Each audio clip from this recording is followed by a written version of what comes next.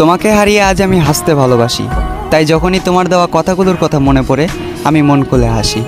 সবাই শুধু উড়তেই দেখলো, কেউ পড়তে দেখলো না, যেমন আকাশে উড়ন্ত ফানুস। আসলে আমি হাসির আড়ালে কষ্ট লুকানো একটা মানুষ।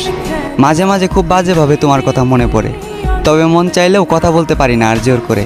একটা সময় ভালোবেসেছিলে তাই জোর করেছি, আজ ভালোবাসো না তাই সে অধিকারটাও হারিয়ে ফেলেছি।